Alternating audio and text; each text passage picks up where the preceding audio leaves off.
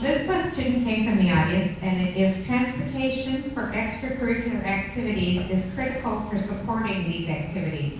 It's also one of the few things that you can charge a fee for.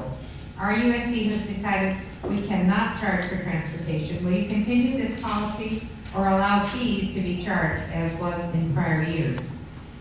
That may be easier for the incumbents to answer, but we'll see what the response is. Let go first. Well, what I was thinking is that we'd start with you, Tom, and go back. I knew Mrs. Philby. That is a concern, and it's something that we are talking about. Because not allowing children to go to places. I mean, I was told last night by the baseball team at Poly, the boosters, that they've been told they can't go to the weekend and play a tournament and spend the night over in Palm Springs. How do you tell a parent you can't take your child to do that? So we have to look at some of this. I think we have the best CFO, if you will, in the state, but he's very tight sometimes, and so that does need to be. Oh, we'll just go back. Well, no, you can't really charge for transportation. I understand that parents want their children to be able to go places, to meet with other teams and things like that. But if we have to choose between money for classrooms and for curriculum, or money for sports transportation, I'm sorry, I'm going to have to vote for curriculum.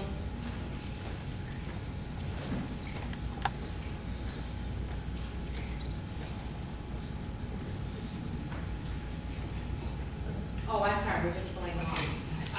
I think that the question was, we previously had students pay for athletic transportation, and will we again do that?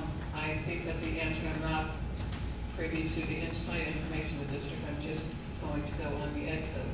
And it goes back to charging participation fees again. It's illegal to do that, and so the district cannot go back and charge transportation fees for their co-curricular activities. Again, that would be exclusionary, because then some students would be able to participate and then other students would not. But since we know what the costs are, I think that we could do some of the things that Mrs. Cloud has already mentioned, and that is to go out to the community to find funds to fund that transportation, because I think athletics is, and the other co-curricular activities as well, because it's not just athletics, it's the whole gamut of activities that are co-curricular. Oh boy, this is an issue I'm really familiar with. As a parent volunteer at my children's elementary school, I tried to get a number of field trips to go different places with organizations that offered some just excellent educational opportunities, and we could not go because we could not pay for the buses. So I ended up getting creative and finding organizations where the funding for the buses actually came with it. So we were able to take these kids on these trips, and I'm still doing that. I've got one this year that I've got going on. Having said that, though, I agree with Ms. Cloud. We can't charge, we can't do that, but this is where our business sponsorships and our business partnerships come in.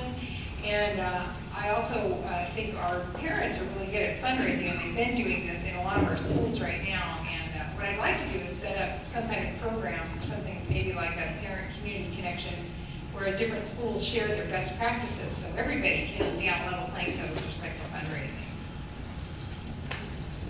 Again, as I said earlier, if students are being barred from participating in school programs because of the inability to pay, that is wrong.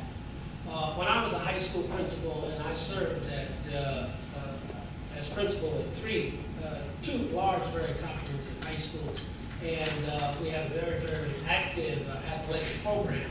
And of course, when you have that kind of program, transportation is an issue. However, the district did pick up part of that cost, but we also had Booster Club members, and they were very creative in working together and raising funds in the community, and there were various businesses that sponsored a lot of those athletic programs. And so I think that is one of the things that perhaps we can consider, look at, and explore.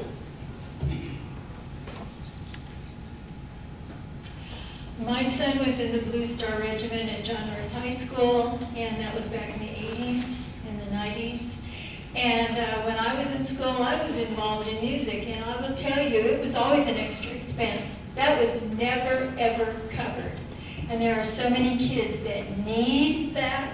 It's not just about sports. It's not just about staying after school to be involved in an activity with friends.